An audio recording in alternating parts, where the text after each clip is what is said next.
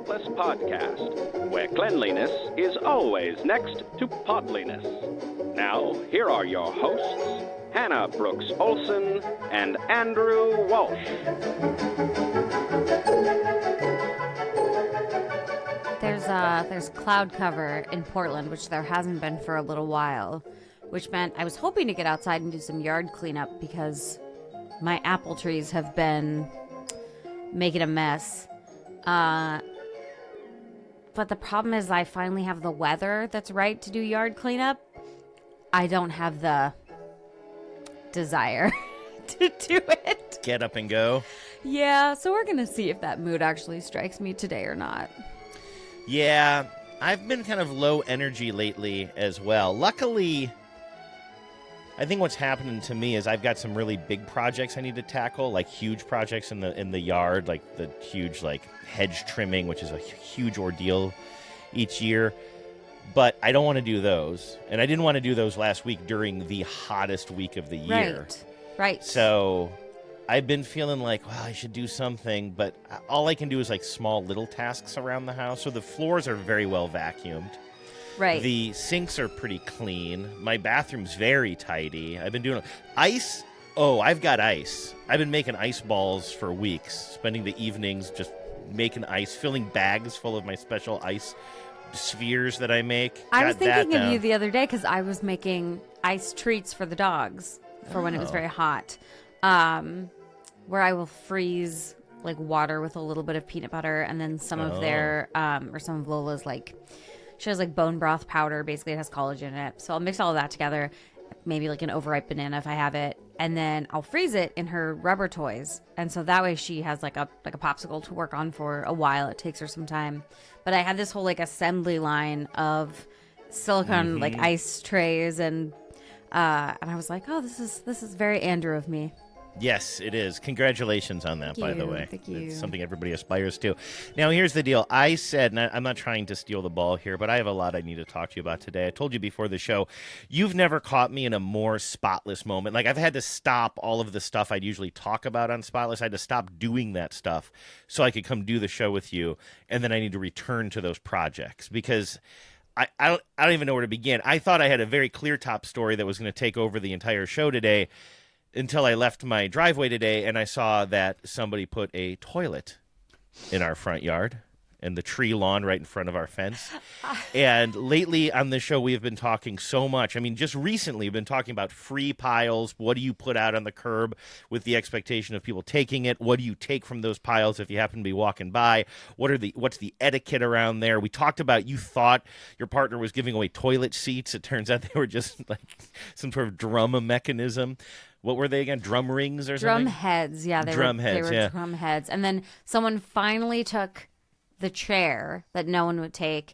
And then we also put out some of our old, there was 8 garbage cans in our garage when we moved in. Those are finally all gone. So we have cleared out all of our stuff. When you told me about the toilet seat, my first thought was, oh my God, have they been listening to the podcast? Yeah, is it karma? Is it some sort of weird karma? Which I don't know why it'd be karma. It's not I've done this to other people. Is it a prank? Because I was, getting ready to dial up with you in maybe a couple of hours. I had a good feeling of what we'd be talking about, and then I just I pull out of my little area where I park. I turn the corner because we live on a corner.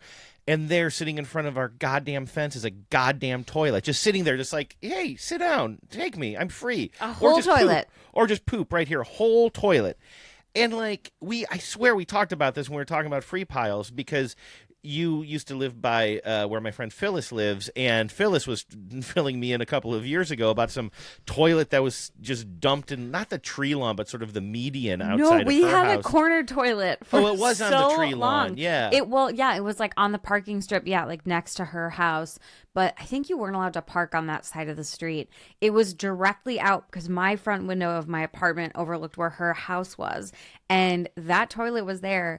And then it sort of just ever so slowly slowly got chipped away. Like someone would just smash a part of it off. And so there was just ever smaller Yes. bits of porcelain. So Because somebody took the lid at some point, Yeah. right? And then it was it just was like it a got smaller and main-ish smaller. street. So I think people were just like, you know, I don't know, drunks were walking home and were like toilet parts. But this is what I want to. This is what I want to talk about discarding a toilet. It's not that hard to at least like break a toilet into smaller parts. In fact, toilets are notoriously fragile as they are made of porcelain. So the idea of dumping an entire toilet to me is kind of wild, because also, why would you rob yourself of the cathartic joy of taking a hammer to a toilet? Or just smashing, because even if That's you what I smash it mean. apart, you're still probably going to the dump. But you could even just take the whole thing to the dump and have that cathartic moment of throwing it over the edge of the dump and watching it drop down below. Or The like final busting dump. it up. Like the final dump. I just can't imagine passing on the ability to like smash the ever-loving shit out of a toilet. And maybe this is me, but like the idea of leaving an entire toilet, it does you bad as the person as much as I feel like it does the neighborhood poorly. Yeah. Because like you robbed yourself. Of an opportunity, but also like what kind of an animal do you have to be? Like I talked about this when somebody put a mattress up against our fence, Yeah. and the mattress was in decent shape, but nobody wants your stinky old mattress. Mattresses are a And lot harder to get it rid was of too. raining, yeah, and it was Seattle, and it was raining, and I was like, nobody's taking this mattress. Nobody's taking it. This is you just dumping this basically on our property. In that case, it's literally leaning up against our fence, and then the toilet, like. I understand some people are like, well, I hate to throw away this shelving unit, and people can use shelves. And then Right. there's a spectrum of things that are like likely to go and not likely to go. We've talked about this a lot recently, but and I'm so angry about this. By the way, I'm going to try. This is very stupid because I don't think this is going to work for YouTube. But I don't know. Can you see? Is that if I turn off my light here? Maybe does that help at all? No, that's not going to No. help. I was going to try to show you these photos, I but can maybe pop it maybe you into can the punch them YouTube. in post. But basically, what we have here that I wanted to show you was. I sent a couple of photos to you from the car. You were the first person I texted. I like pull over. Oh, I'm so glad like, I'm first "What on the in toilet phone hell?" tree. And I'm just like, what in the hell? And I take a photo from like the window of my car, and then I drive to pick up our takeout for lunch, and I'm fuming the whole way, just thinking, what piece of absolute shit would leave a toilet right in front of my house like this? And then I'm like, I'm not leaving it there. Like there's this area. I said we live in a corner. We actually kind of live on two corners. We only have one set of neighbors, and where we live is on two streets and then an alley behind us. And the alley behind us has sort of collected a lot of debris. There's some like housing units back there that have a lot of like huge garbage piles by the dumpsters, that kind of thing. And so sometimes I don't know when people are dumping this stuff on our property, where it's coming from.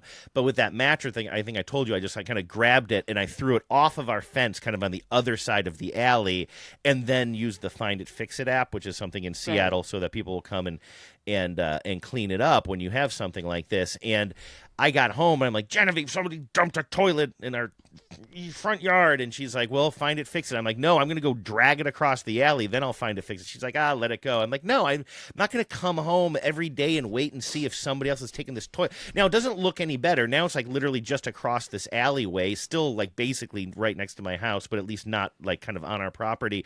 And it looks like crap. It's like this toilet sitting in the weeds. Why don't amongst you some go other smash debris. it up?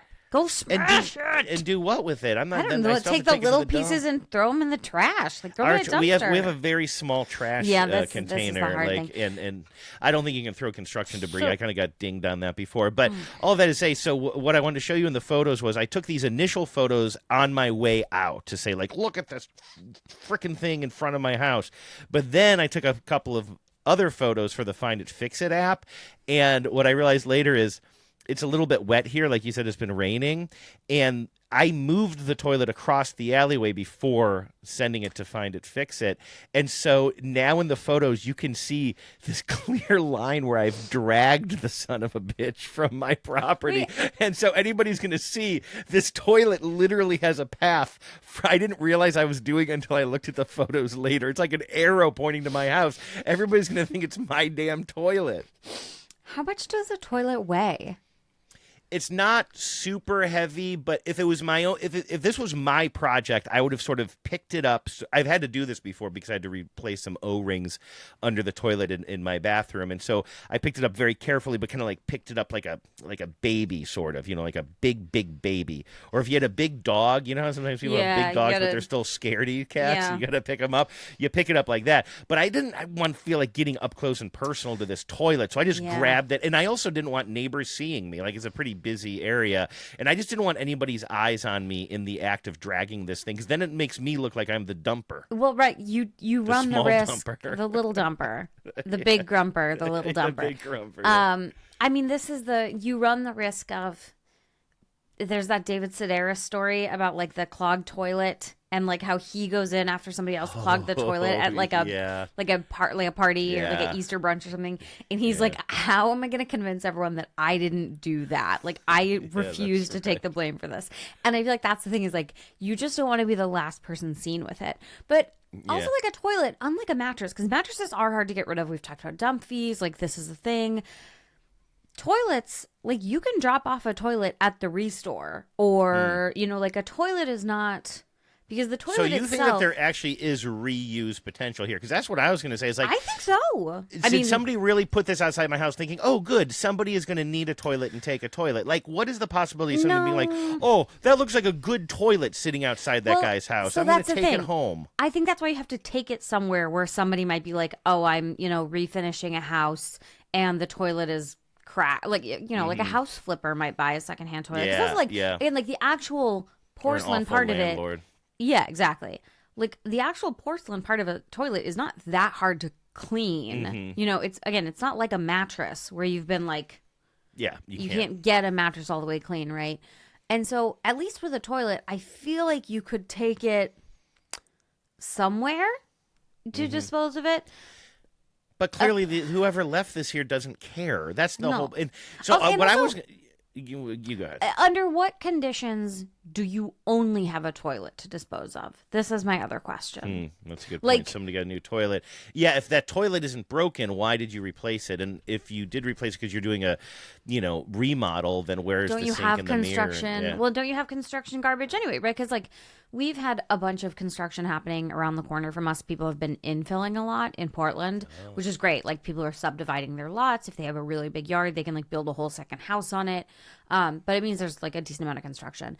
And they will have those big construction garbage like areas, basically, where they block off an entire parking spot functionally. And it just is like the whole thing is a dumpster. You could put your toilet with that, it feels like. Yeah. I just feel like there are more creative ways to dispose of a toilet than leaving it on your street, which is a truly random side street, off of two pretty major streets. Yeah. Where something might be more likely to be claimed. Yeah. It makes no sense. It was just the easiest thing to do was for somebody to set it there. I mean, they set it there in a way that did seem like it was on display. You know what I mean? That's the thing. It's not on its side. It's not broken. It's sitting, like you said, it's like open for business. Yeah, it looks worse where I dragged it to, but I was so furious. I didn't care, and I didn't want to linger. I'm just like, get this thing off of my property. I drag it across the wet alley.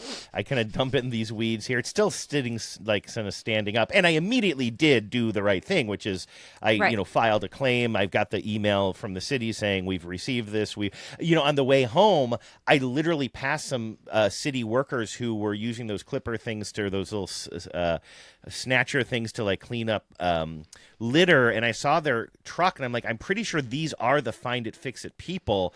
I was so tempted to be like, hey, you guys want to bring that truck like about literally half a block up this way? You but I'm just like, there's roll no your way. Window down and you're like, there's just a no toilet. There's no way that works. Although I think I've told you before, I have seen them, these Find It, Fix It folks, cleaning up messes that I have reported. Again, I don't report my own messes. I clean up my own messes. But in the neighborhood, if somebody dumps a bunch of stuff, you can take a photo of it with this app, send it in, and they're pretty good about it. I will say within usually it's a few days, under a week usually. I think they will send out a crew to come clean up whatever that mess is. And I saw somebody cleaning up the mess one time, and I did roll down my window. I'm like, thank you. I want to give him a big thanks. In fact, Hannah, I've been thinking about you. You said that you're a volunteer, sort of an official volunteer litter picker-upper, right? With the city? No, with Adopt One Block. Okay. It's like I think it's a nonprofit, I guess. Oh. Yeah, Adopt One Block, and they will send you a reacher grabber, like a litter getter stick, and some garbage bags and gloves. I was just using my gloves they sent me the other day. They're very nice gardening, or work gloves, I guess. Yeah. And you sort of claim your block, and then you are kind of the steward of that block. And so I go and pick up trash in my neighborhood. And you brought it up because you were like, I like doing this, but then they don't give me any recourse as to what to do with the garbage I've picked up. You they have send the to bags, just take it. But then where do you take it? Right. And I was wondering, I've seen somebody in my neighborhood right around this area that I'm talking about, and this is not Find It, Fix It, folks. This is somebody else who looks like she might just be a neighbor, and I haven't had a chance, I haven't been in a good situation where I could kind of casually talk to her about what she's doing without interrupting her or whatever, but she is wearing like a yellow safety vest, but otherwise seems like she's probably just a neighbor or something, but she's got those grabbers. And then when she's done, I've noticed, and usually I see her sometimes big tour buses or RVs will come and kind of park on this street like a block from us and maybe stay for a week or two, and then if they leave, sometimes there's garbage left behind. And I think that this person often goes out and she's got these official big bright yellow garbage bags that says something in black lettering on it, and when she's done she just leaves them there, and they sit there until, so she's with some sort of group. I don't know if it's the city or some nonprofit, but she seems to have some sort of deal where they're equipping her. This is kind of me filling in some gaps here based on what you've told me, but it sort of seems like she goes out, cleans up, leaves the bags, and they're big yellow bags that somebody comes along and takes. Interesting. I wonder if that's something with, this is the Adopt a Street program. I literally just looked it up. Seattle Public Utilities. Why are there yellow bags all over Seattle? Okay. So this is from April of this year. Have you gone on a walk or drive around Seattle and spotted those bright yellow bags? Okay. So it's the Adopt a Street. It's basically a local version of Adopt One Block. But it looks like, and they provide you with free supplies like yellow trash bags, trash pickers, safety vests, gloves to volunteers. And then, you can just leave the bag. You don't actually have to be responsible, it looks like. In 2024 alone, our volunteers collected 2,005. Oh, this is going to be hard for me. 200,058 pounds of waste. That's about 17 adult orcas worth of garbage. Wow. Removed from green spaces. So it sounds like it's the Adopt a Street. I wonder how many cities have programs like this. I don't know. I mean, the fact that both Portland and Seattle do doesn't surprise me. There's a lot of similarities, obviously, between the two cities. But anyway, I see her out there, and I was like, oh, maybe that's kind of like yours, only it looks like she's got a better deal because she can leave those bags out. And it doesn't look like she's littering because they're clearly official yellow bags. You know what I mean? There's it's something like very a official program. about them. Yeah. Huh. All right, I mean, that's cool. Here's the deal, though. All of that wasn't even what we were supposed to talk about today. Right. We're That's just talking a new about that addition. because some person left, as you said in your text message, this is breaking news with a little siren or flashing light emoji. By the way, emoji... Yep. I don't even want to talk about this with you. I'm too old to use my phone now. Okay. So now? This might just... Okay, calm down. This might just be an Android thing. Or an Andrew thing. Or an Andrew thing. But apparently if you send a message that is just an emoji now, it doesn't just show up like a little text emoji. Let's say that I send you a note that says, well, looks like I got it taken care of, and I send you an emoji of somebody saluting. It just looks like that. It's just it just appears in the text. But the other day I was texting a friend of mine who is a woman who is a friend of mine. She's a baseball bud, but I've never actually met her in real life. But we text all the time. But the other day I send her an emoji because she's like, oh, thanks for your service or something. So I send the salute emoji, but I don't include any text with it. It's just the salute emoji. And the salute emoji, when you send it by itself, just is sent as a big cartoon animated emoji where it salutes and then winks. And I was like, and that's why I wanted to tell you my relationship with this person. I was like, I'm sorry, I wasn't winking at you. I don't know what to tell you. That's a non-consensual wink. And she's like, it's okay. But she's like, that is weird, but I understand. Wait, it's very wild to add a whole other gesture. Right, because like it's a salute so weird. and salute a wink is this, but now it's like are a not salute the same. and a wink, and I'm like, dude, I'm not winking at you. No, that's anyway. adding a layer that does not belong. Huh. I'm wondering, does that not happen with like what happens if I try. send you? I know I'm gonna do Let's this. just freaking do this right now. This. Luckily, you're the last person that I've texted. Now, I also so rarely use emoji that it takes me. Here, I'm sending you the salute one. Yeah, I'm doing the same. Okay, I just sent you the salute one. Yeah, that's coming off to me. Both of these guys are winking at me.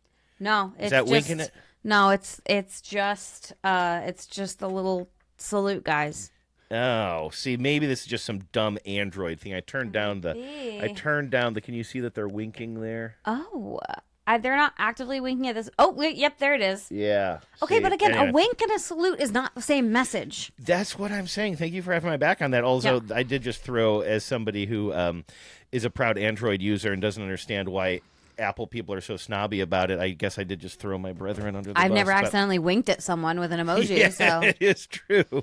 It is true. And then I started sending her these topless photos of me as well. And I was like, I don't know. It must be an Android who did thing. this? Anyway. I mean, it's happened to the best of us. They were tasteful.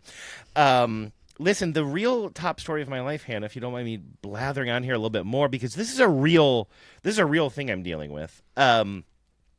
I got some sort of stank in my basement, in one small part of my basement, and it's driving me batty.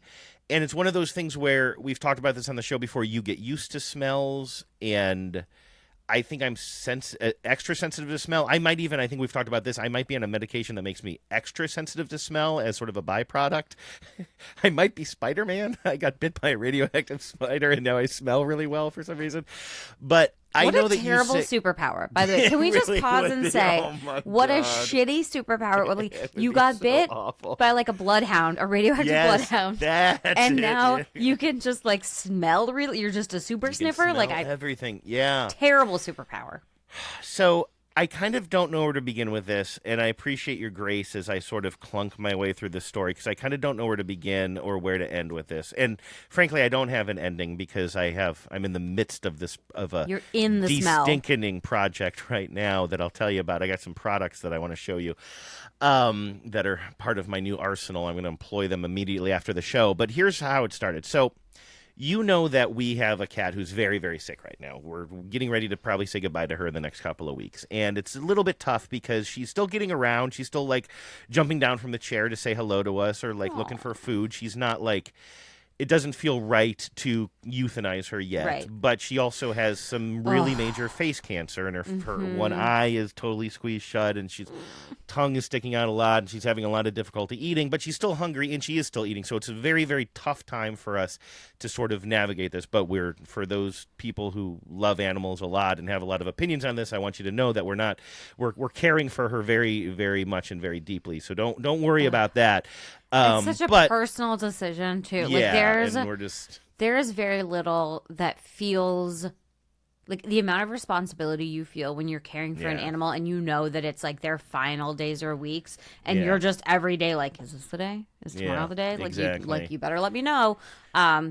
Because our old cat Theo, he had like some what do you call them, seizures or whatever, and then we put him on medicine, but he still lasted a whole nother year on that medicine, mostly acting normal, until literally one day he just sort of stopped walking. One day he was just like, oh my God, and he was a very old cat. He was almost 21 or almost 22, almost 21, I think. And so it was kind of like there was no questions. Like one day I was just like, oh, okay, this is our last night with you. And then but with bananas it's a different situation. But all of that is to say, she's shedding a lot. She's not a long-haired cat, but just like she'll sit down on a chair for a little bit and she'll get up and she's leaving so much of herself behind. She will sort of not too much, but sometimes she will scratch and bother this area on her face that is getting worse and worse as the cancer grows. And sometimes she will even sort of leave little, I don't need to be overly graphic here, but just little bits of her behind, Sure. Yeah. And so like I'm kind of going around wiping up chairs if she's been sitting on them or vacuuming a little bit. And there's this one, we have these two really big, they're not closets and they're not cupboards. I guess they're really big, deep cupboards. This is in the basement, so everything's sort of weird and basement-y down here, even though it's kind of a finished basement. So they're really, really deep. And so like we put stuff that we don't need hardly ever kind of in the back of them, like Christmas lights and Christmas decorations. Are they under the stairs? Tubs. No, they're Not quite. just so that you can picture them because you've been to my house. When Yeah. you walk down the stairs, they're straight ahead of you. Yes. They're okay. straight. Yes. The sink is to your right. Yes, There's yes, a basement kitchen sink, which is, and that whole kitchenette is pretty nasty. It's just like kind of, you talk about like cheap reused stuff that I think they put in there before they flipped the house.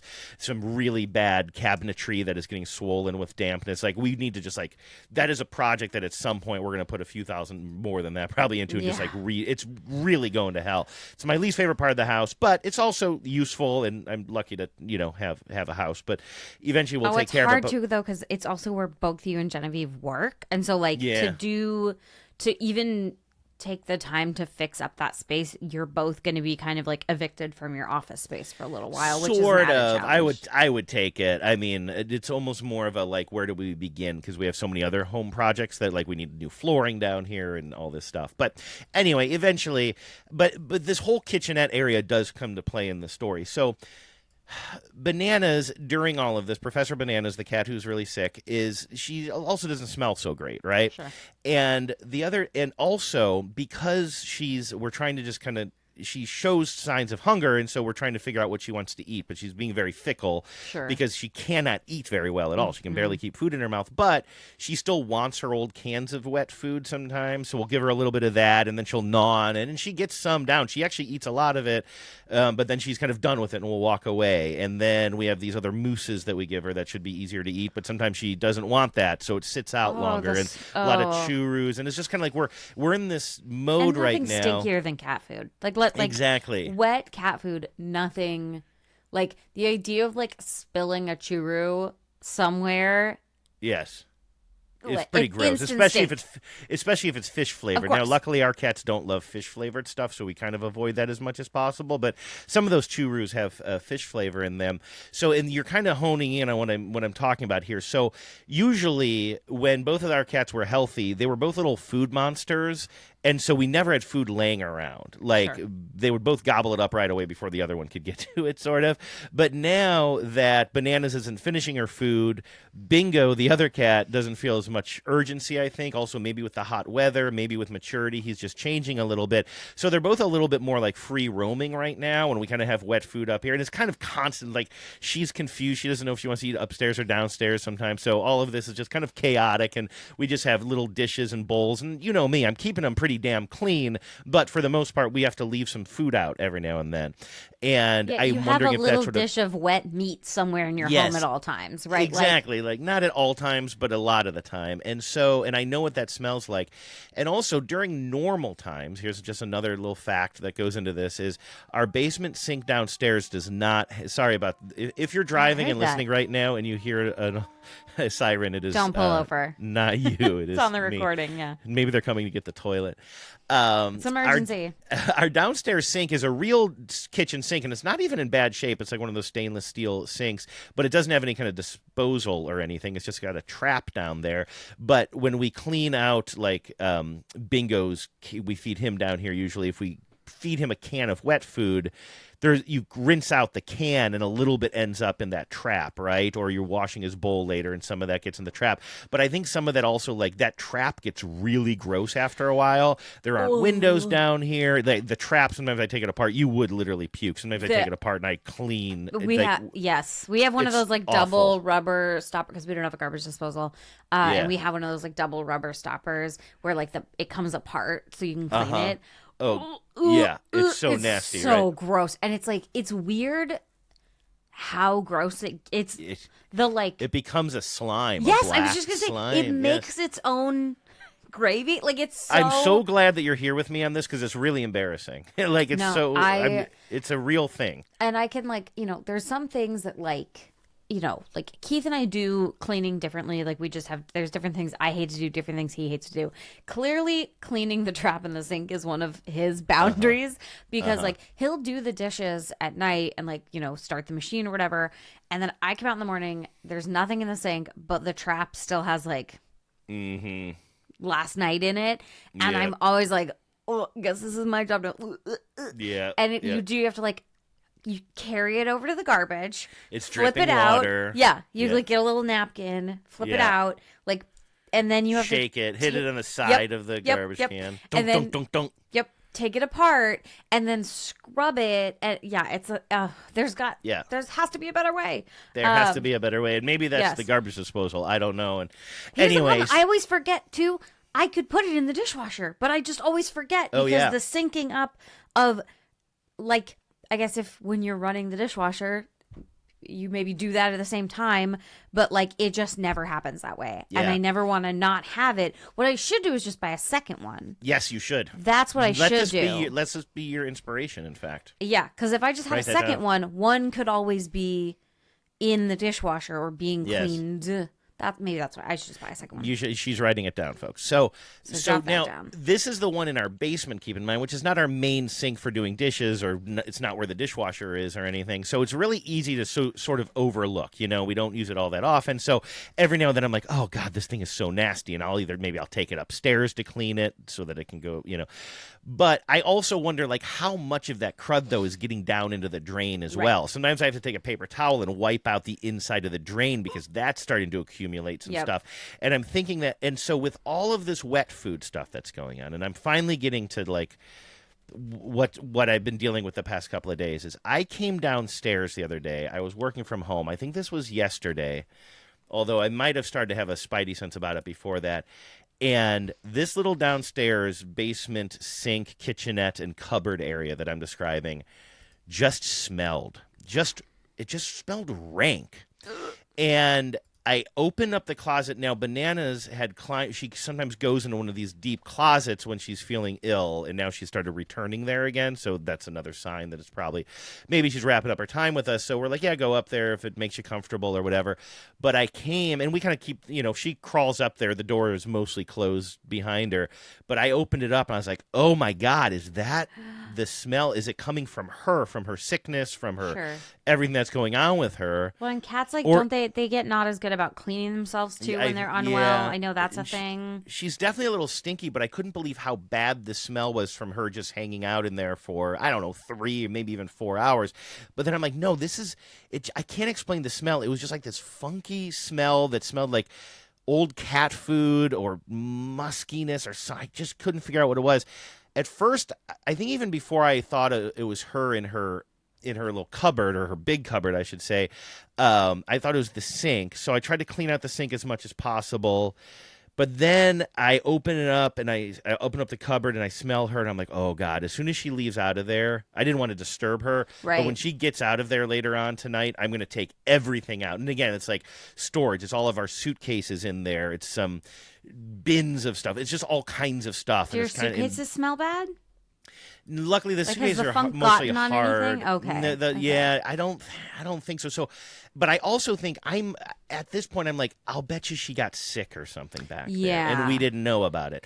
So as soon as she's out of there yesterday, I pull everything out, and not only did she not get sick, there's no signs of anything. There's a little bit of signs of like some moisture damage in the back, but like it's dry. It's not actually, it's not moist and like moldy right now. Yeah. So I don't know if that plays into it. But I clean the whole. I pull everything out, and I take some of that Mrs. Meyer's carpet refresher. I don't know if it's Mrs. Meyer's actually, but it's like something that we talk about. It's like we get it on Grove. I think you've used it before too. It's mostly just baking soda with like some scent in it, right? I know. One I have right now is lavender, and I'll sprinkle that down on our carpet down here. You let it sit for 15 minutes and you vacuum. Well, the bottom of these huge cupboards also have this carpet on them, And so, which is again a weird choice. I think they're just probably covering something up. But anyway, so I just like sprinkled the hell out of that, let it sit for like a half hour, vacuumed it up, sprayed a lot of Febreze, which isn't the greatest thing when it's brand new, but they claim that it actually eats odors. I don't know if you can really claim that or not. Yeah, I've always been dubious about that, but yeah, I definitely don't want to do a situation here. I'm not looking to I'm looking to deodorize. You know, Sure. I'm not Yeah. looking for a solution that is, hey, let's get a Glade plug-in that covers it up. Like Right. this smells so bad that I'm looking for the root of this. Yeah. And so I pull everything out. I let it air out for a long time and put everything back in. I'm like, I guess the smell wasn't coming from in there, and it wouldn't have lasted this long with her out of there for so long, with Right. Bananas gone and me pulling everything out and cleaning it and then like whatever. And I came downstairs today and I'm still smelling something. And oh, I know, last night I'm like, maybe it is the drain. So I Yeah. take vinegar. You know, they say you take vinegar and baking soda and you can kind of pour that down the drain. But with a kitchen trap drain, sort of, it's really hard to get the baking soda down into the drain. because you're All I you're ended up hoping to doing- like effervesce, right? Like that's sort of you're Get hoping the to stuff like down there. Yeah, that's what a lot of at-home things say. Is like Right. put baking soda down into the drain and then pour in vinegar and then like kind of stop it up and let it effervesce, like you said. But it's so hard. The hole is so small that it's hard to get the powder down the drain. I just Right. kept making little mini volcanoes in the bottom of my sink. You know what I Yeah, mean? yeah. And then trying to flush more vinegar down.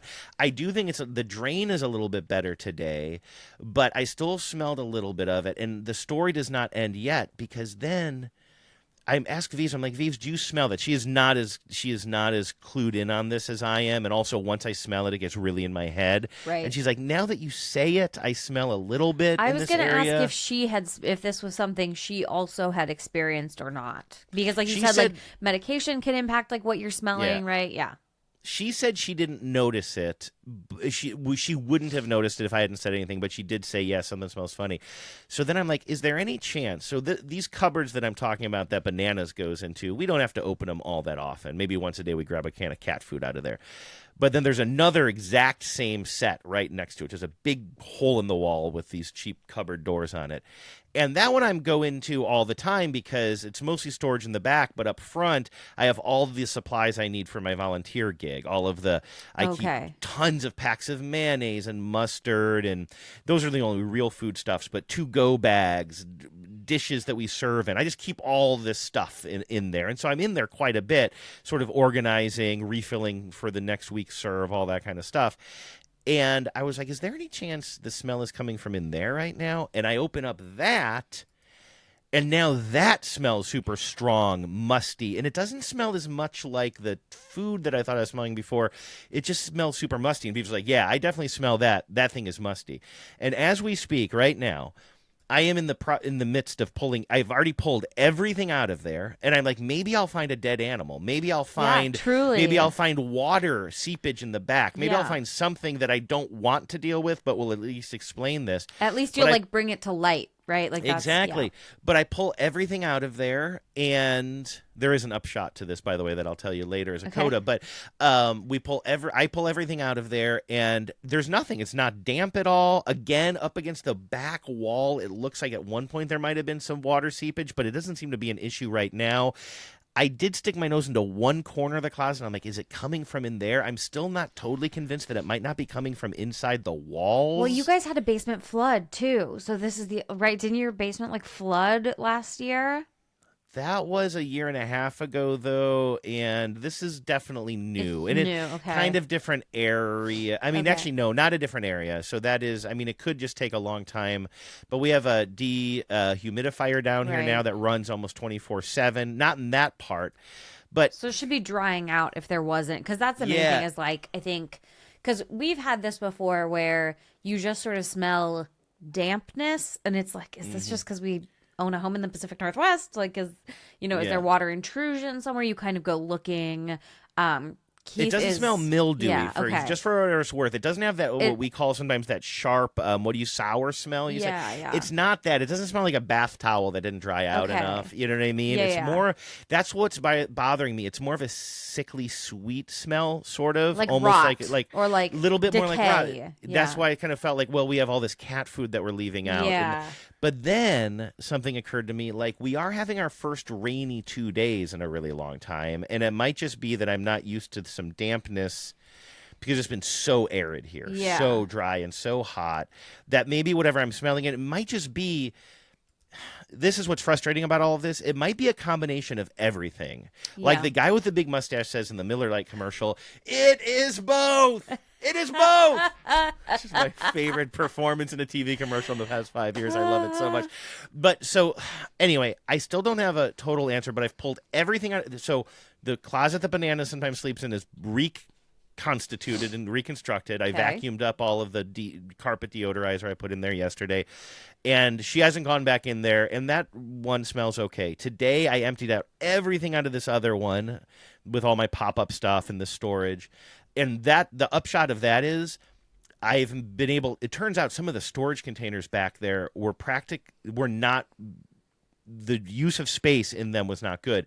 We were shoving stuff when we first moved in, some boxes that were totally unorganized. So it actually gave me an opportunity, which I'm still sort of in the midst of rearranging things and organizing things. And Genevieve has all these very antique books that like I'm able to kind of consolidate. And so it's actually, this is sort of a blessing in disguise because our storage situation is going to be so much better now when I put everything back. It's giving you that reason to like actually pull everything out and reorganize. Yeah. Which it should have been done a while ago. And so there's sort of a good thing about that. We're clearing out some basement space that I didn't kind of know was just kind of being filled with sort of garbage or kind of random stuff that was like kind of thrown in. Sometimes it just takes a smell, you know? Exactly. Chasing down a smell is the thing that like spurs you to do something you should have done before. So here's where I am right now. You see, I just brought this bag. This is my tote bag, by the way. I got it from the pet store. It's got a bunch of little pets on it. Oh, cute. See that? Yeah. That's good pet representation, too. There's reptiles on there. There's snakes. Yeah, exactly. There's turtles, dogs, cats, squirrels. I don't think you should have a squirrel as a pet, though, probably. But yeah. I think that was more common a long time ago, but yeah. So right now, this second huge cupboard area, the storage space, is still absorbing the carpet refresher that I put on the bottom of it. And it's open and airing out, and none of the stuff is in there. And there's one of these in there that I just ran to Home Depot and back right before the show. And I found a brand called Odoban. They seem to make a whole bunch of odor-related things. And like I said, I did not want a air freshener. I wanted something that would absorb it. And this calls itself an odor absorber. Okay. And what it is, it's like a little tub, almost like, I don't know, maybe face cream or something would go in there.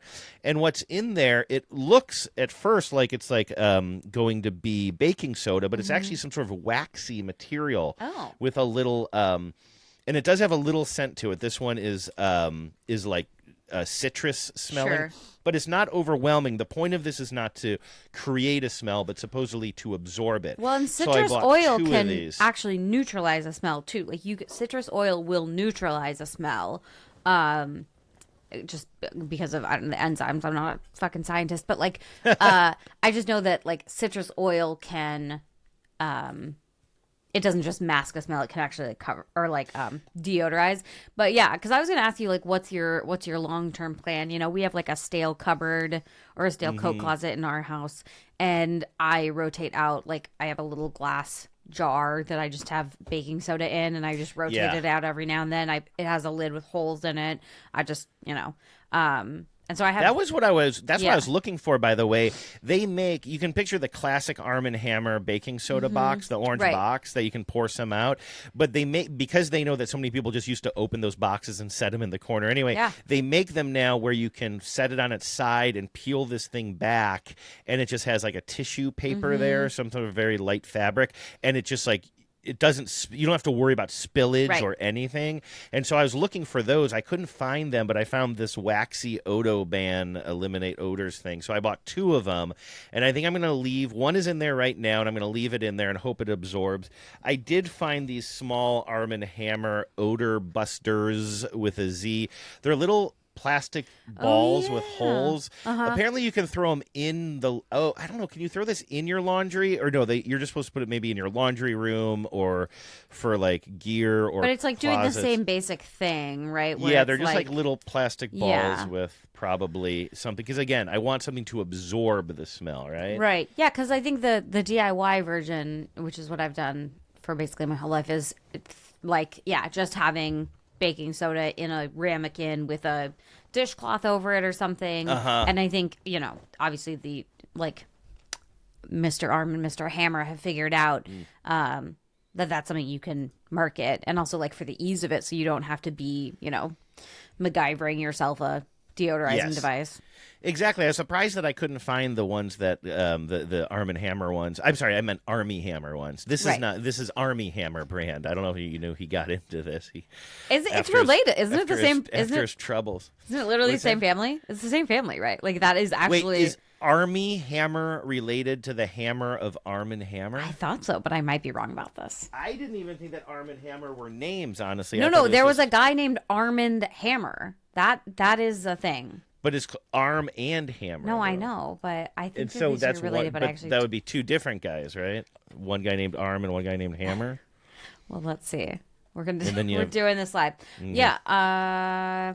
Although there is a connection. Okay, so Armand Hammer and Arm and Hammer are distinct entities, though there is a connection through Arm and Hammer's ownership stake in the company that produces the Arm and Hammer brand.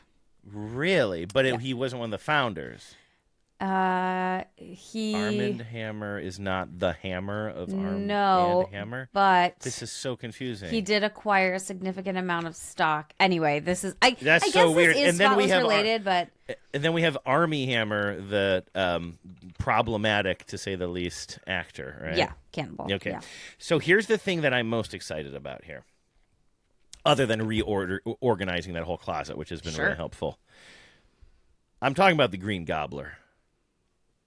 The Green Gobbler is something that I just bought at Home Depot.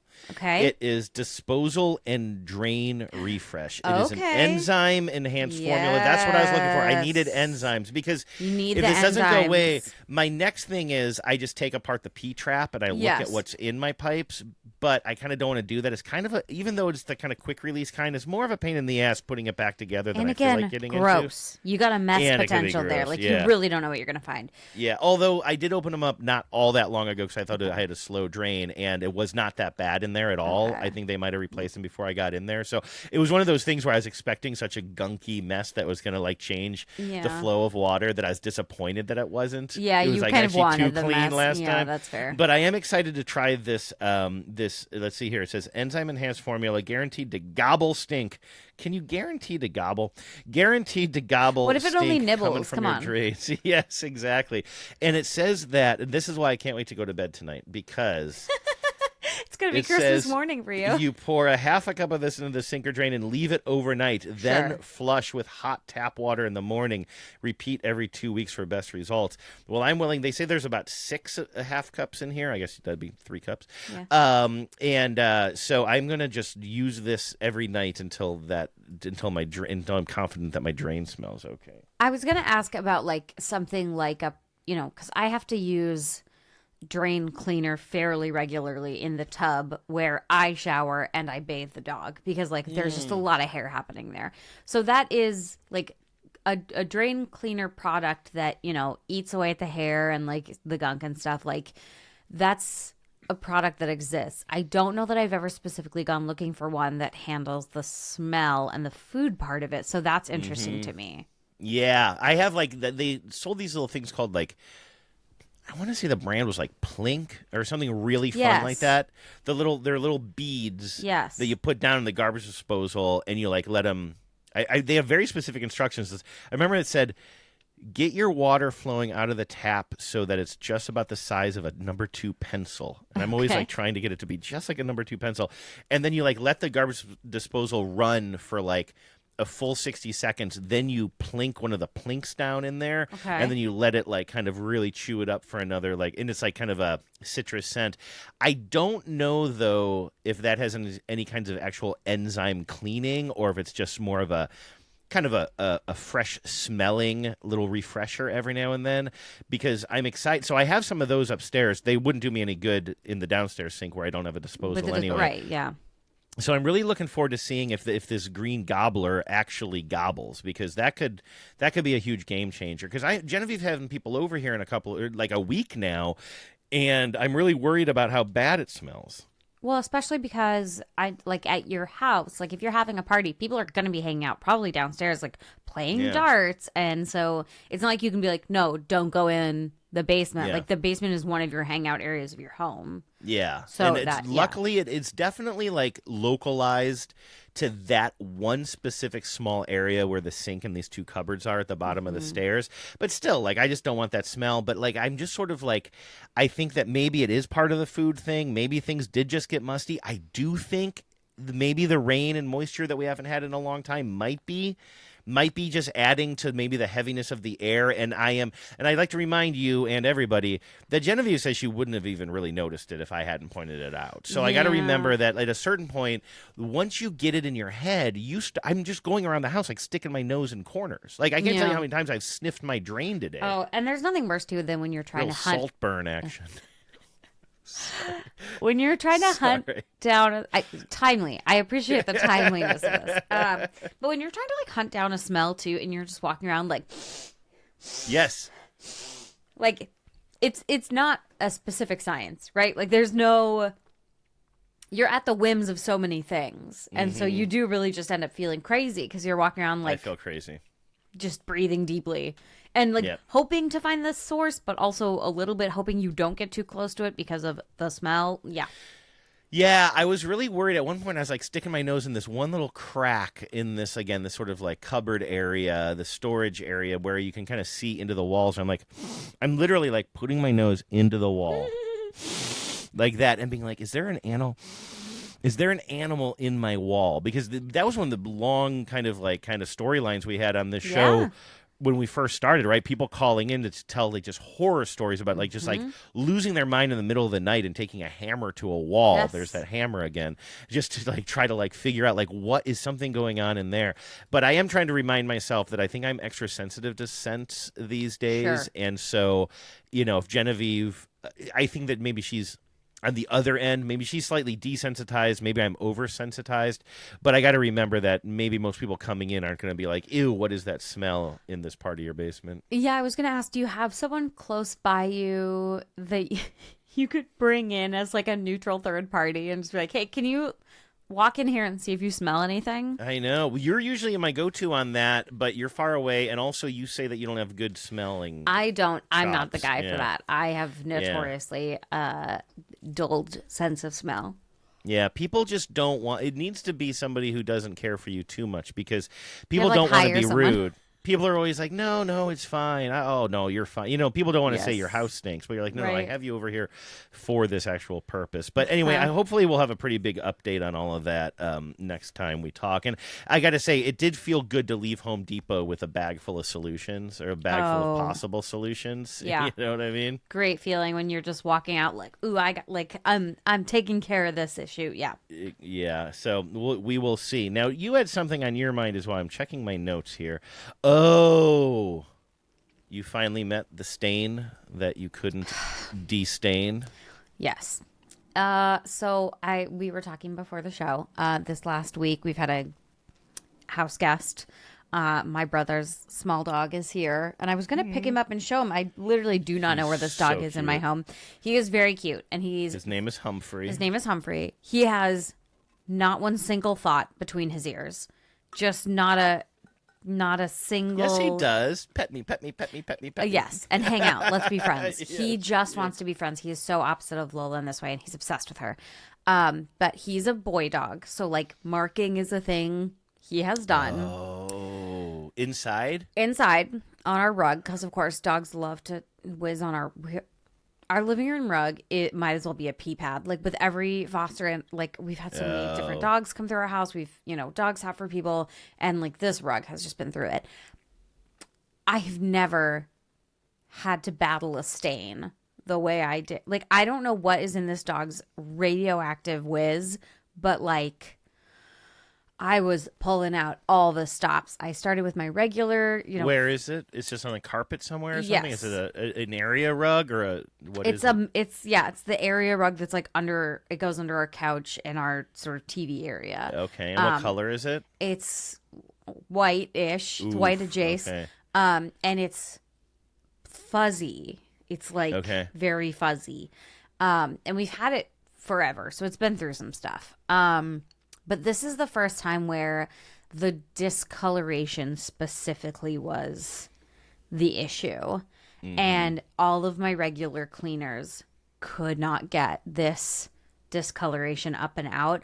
I finally had to go get my hot water extractor, and I think that did the trick. But it was because, like, you don't want to combine cleaners. You know, you don't want to just layer cleaners on top of cleaners.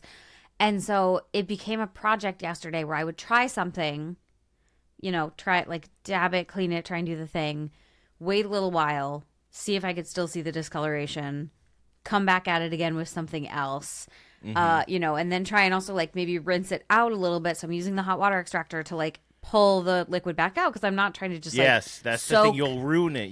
We kind of ruined a rug where Bananas, as she's gotten sicker, kind of keeps on going number 2 on this one part of a rug, which we were cleaning it, but we just took it to a professional cleaner. They're like, well, you've scrubbed this area so long that we're not going to get it looking new again. Like, it's kind of damaged at this point. Yeah, and we not only that, but like we have hardwoods underneath it, right? So if I'm putting too much moisture on it without putting something under, we have a rug pad under it, but even then, like, it'll soak through. We made that mistake. We've ruined our carpet or our hardwood floor underneath we have that part of the carpet. We have a water stain under our rug that we didn't find for a really long time.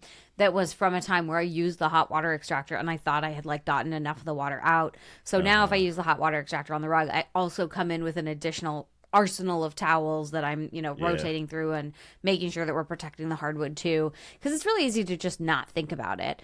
And so I think that was kind of what finally did it. The one thing I didn't try, which I then looked up later, was I saw a lot of people saying that like white vinegar can help get the discoloration specifically out.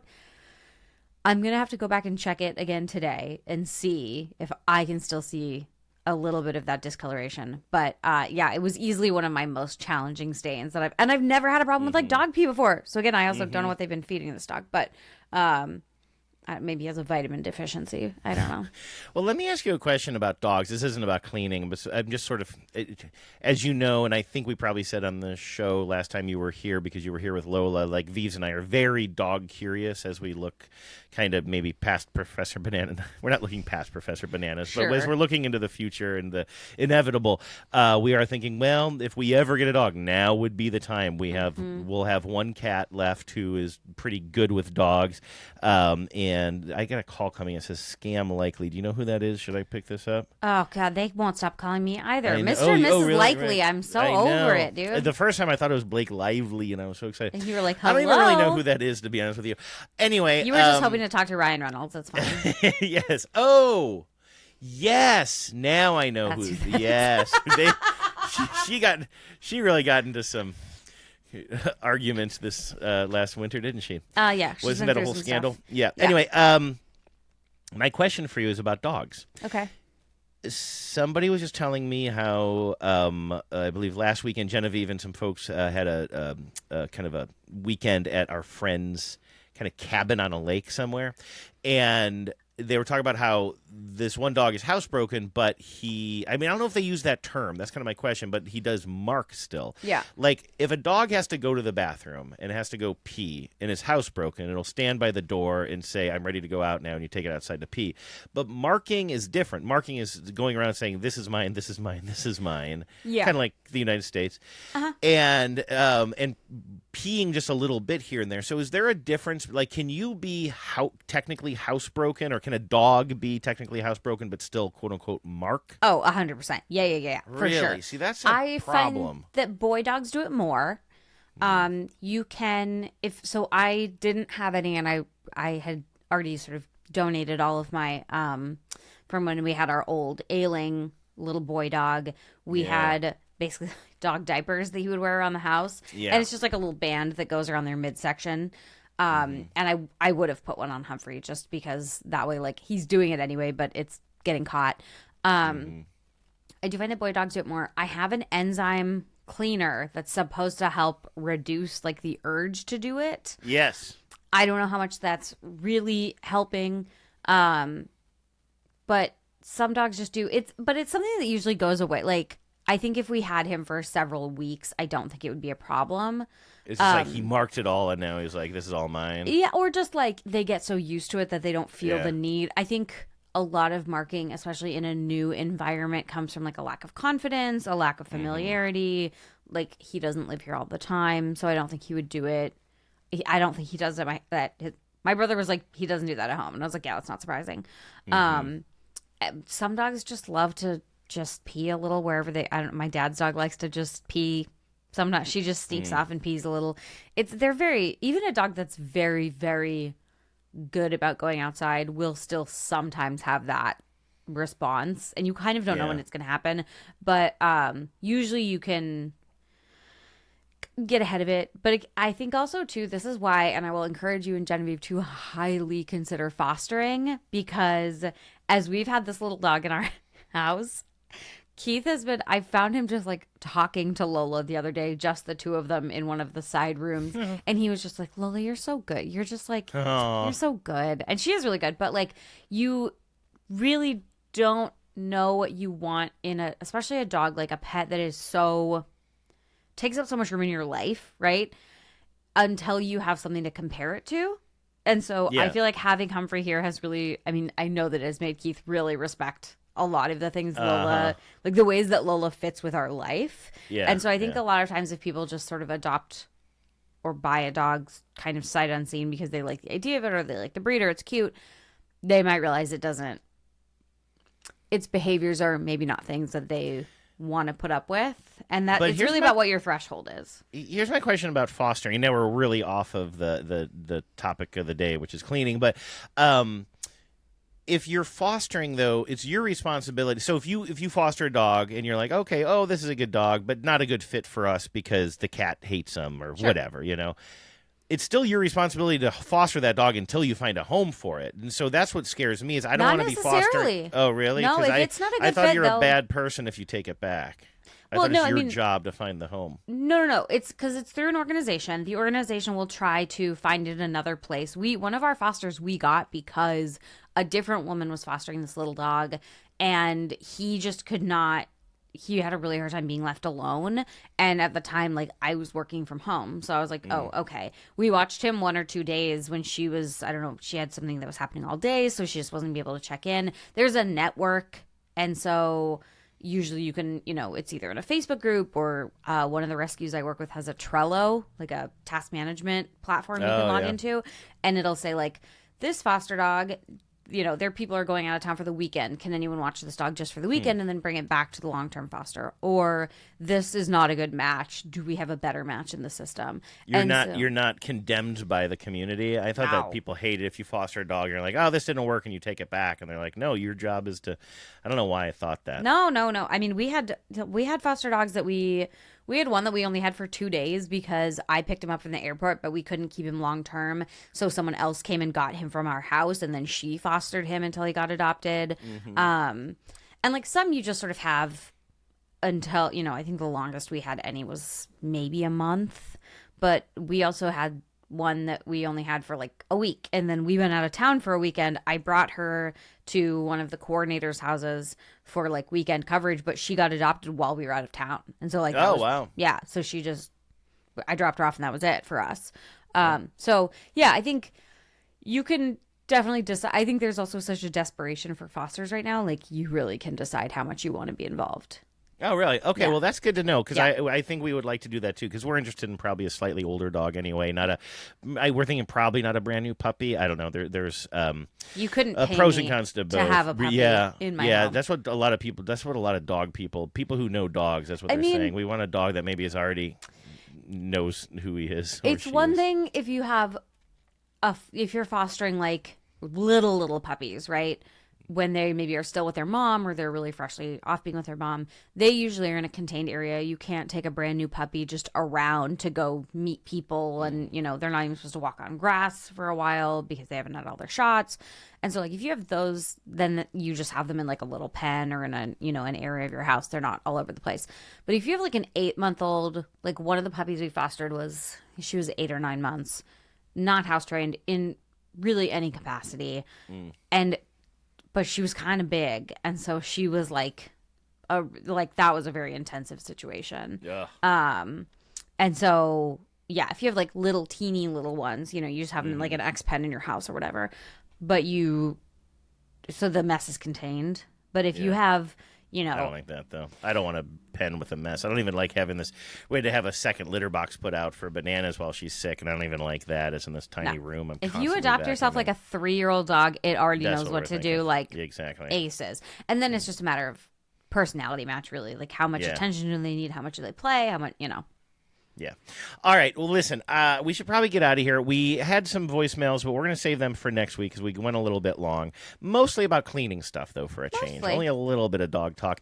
I do want to do one last thing here, if you don't mind, which is talk a little bit about the incense. We've been talking a lot about scents. Yeah. Talk to me about your new incense plug. This is unrelated to, my smell issue because I think I said this to you on the show, maybe it was before the show, but one thing I'm very interested in is not masking the smell that I'm dealing with in the basement, but like solving it. But totally separate from that, I also just like burning incense, and I like to burn incense like kind of in our dark area. One thing I really like to do lately is burn incense outside. I think incense smells the best outside because it's not as strong. It doesn't like kind of get stuck in the air, and you just sort of smell it on the breeze a little bit. So like Genevieve and I have been going outside on these nice summer nights, playing gin rummy, having some gin and tonics, and burning incense and listening to music, and it smells so good. But the thing is, I have been buying such cheap incense, and this is maybe a broader issue, and maybe the listeners, especially listeners who are in the Seattle area, maybe they can help me with this, because there was a time, I'm going to get not philosophical here, but maybe bring something up that a lot of people haven't totally acknowledged. Back in the days when marijuana was illegal, we had something called head shops. And you would go into head shops, and you could get glass bowls, water pipes. They refused to call them bongs. I remember you'd walk into a head shop, and there'd be like a hand-drawn sign. They'd be like, "We do not sell bongs," and then it would just be like a display of bongs.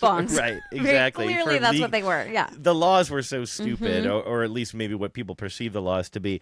But there were also places where, they would sell stuff that you could use to smoke marijuana, but also all of the other trappings of what that lifestyle used to represent. You could get your rough ponchos that you'd put over. I had one of those. Drug rugs. You can get your Steal Your Face or Oaksum Oaks or whatever Grateful Dead shirts. You can get your a tapestry incense. for the wall. Tapestry. Some blacklight posters. Like I loved head shops long before I ever smoked weed. I loved head shops. When you had like a long ponytail? Yes, and the best ones would have CDs and stuff in there as well. Like there was a great place called the Quonset Hut in like in the Akron Canton area. They were huge, and they were kind of like these huge head shop, music store, like just great places. But hair dye. I remember that you also could buy hair dye there. That's where we used to buy our Manic Panic. Yeah. Oh yeah, like kind of real shocking colors, kind of. Yeah, that would make sense. But now that marijuana is legal, like everything has sort of changed. Like there doesn't seem to be a lot of head shops anymore, because if you go to like an actual just weed store, they can sell you a pipe usually or something. Maybe people are also going online. You also have like what they call smoke shops now, which is where you can mostly buy vaping shit. Yeah. But like you can't like just go into a store that has all the trappings, and because of that, I'm finding it harder to find places that sell incense. Like I will sometimes buy a Nag Champa literally at the gas station or something, and that's fine. That's a classic smell. I don't hate it, but I feel like I used to have access to more different scents. And I know you can find there'll be a small little store here and there. There's that one on Capitol Hill, but that's kind of famous because it's run by a terrible woman who's like really awful. A lot of people don't know it because it's like a hippy dippy shop, but she's like very cruel to like homeless people and might even be running for city council now. I'm not sure. Anyway, nobody goes there anymore. And so I'm like, where are the shops where you can get this? So I went online, and I don't usually like to do that. I found something called the Incense Warehouse, which sounds like a real mom and pop operation. But our friend Anna, who's a scrub jockey, recommended a brand to me. She said, I like this stuff called Essential, ESCNTIAL. You see what they did there? I see what they did there. Essential also Essences. A major export of head shops. Puns. Like, interesting. Really? I don't remember that. Oh, there was definitely puns happening at head shops. I remember like rolling papers would have a pun in them, or like I feel like there was a lot of punning. We had a place in Cleveland, a couple of different places. Was it called Dayglow? No, it wasn't Dayglow. it's driving me crazy because I remember there was one in Cam's Corners, and nobody knows what Cam's Corners is anymore. Never mind. Anyway, I just loved these places. They were like little places of like pure happiness for me. But anyway, Anna did recommend this brand, Essential Essences. I'm like, all right. I'm like, where do you buy yours? She's like, oh, I like to go into a stinky little shop. I'm like, I just don't know where stinky little shops are anymore. Right, you're like, tell me where the stinky little shop is. That's what I want. But what I did want also, though, was some advice on incense. And so I hadn't tried this brand before. I got myself here some Casablanca Lily, some Ocean Atlantis, some Tropical Rain, and some Jamaican Vanilla. I believe I also have some cones in the other room. And this might be the best incense I've ever burned. It is so good. Now, Where is I'm it not made? somebody... let me see here. It says it's made in the USA, cruelty-free. But the problem is I took off all these packaging and then I cut them so that they would fit back into the bag. So I'm kind of missing some of the information. It says of the old world and the new world. But anyway, really great brand of incense. So I would recommend that. But also, if anybody has a good shop around Seattle that sort of captures that sort of essence, let me know. Because I would rather buy in person and support locally than buy online. Well, especially with things where you have to. I was just waiting for going on? Lola. I was waiting for Lola to sneeze. I saw she was about to sneeze. I saw something was going on with you. Well, I saw on your face that your I'm dog. trying to find Humphrey. I don't know where this. Humphrey, where are you, dude? Maybe he's not in the room. He's down here somewhere. I don't know where. Lola, go find Humphrey. Where is he? Can you find him for me? She usually is pretty good at finding things. Really? Finding things like other dogs. Mostly Keith. She's really good at. If I ask her where Keith is, she will go find him. That's she's sweet. very good at that. I feel like this is one of the issues of. I mean, I love legal cannabis. I love living in Oregon and being able to just like go to a store and be a civilized human being and purchase cannabis products. But they are truly the kind of like Apple store. You know, like it's a lot tidier. It's like well lit. You're not walking in listening to, the Wailers and right. And there's like an impossibly hot like 18-year-old white girl with dreads behind the counter wearing like a crocheted top, and she's like, hey, and Birkenstocks. Hi, my name is Calla Lily. Yeah, like they're always like, it's such a type. The one in Bellingham, I remember, was such a destiny. Like, obviously I had shop in Bellingham, Washington, exquisite, and there was one on every corner in Eugene, but that is truly a sort of a bygone, at least here. Maybe in places where it's still not legal, it's different. Daystar Boutique still exists. Is this Cam Corners? Is this? Oh no, maybe this is in Lakewood now. But I'm glad to see that Daystar Boutique, one of the little head shops I used to go to all the time to get all of my incense and everything, does at least still exist in various places around Cleveland. It looks like that makes my day. So I guess if I want some incense, I just need to book a flight to Cleveland. That's where that's where easy the action enough, is. but Easy enough. I was going to say the one, I don't know if it's still open, the one in Eugene that was like an institution, Lazar's Bazaar, that was run by a little dude named Lazar, who at one point ran for mayor, I believe. Just this like tiny Indian dude. And that one was also a very like cornerstone Eugene location. And if it's still open, I guarantee you they have many incenses. Yeah. I just need to find it here. You are right. The weed stores are kind of like Apple stores now. Just a little bit too. They're pretty sanitary. I know. Which they need to be. I understand that. They have to be very careful about everything. But all right, we should probably get out of here. But I want to assure the listeners we will be getting to your emails and voicemails in the next episode. We did kind of push those out today because of all of the very interesting cleaning stuff going on in my life, all the stinky stuff going on in my life. But we will get to those, and there will be a fella who will tell you how you can get a hold of us in just a second. Thank you, Hannah. Thanks for putting up with me as always. Keep us posted on the toilet situation, the smell, And your stain. You said you think you beat it finally. I think I did, but I'll follow up if need be. All right. Thanks, everybody. Hope you have a great couple of weeks. We will talk to you in about 2 of them. You've been listening to the Spotless Podcast. If you have a question for Hannah and Andrew or some cleaning advice, call the Spotline at 508-HOW-WASH. That's 508-469-9274. You can also email them at spotlesspod@gmail.com. We'll be back soon. But until then, always remember, life is messy, but it doesn't have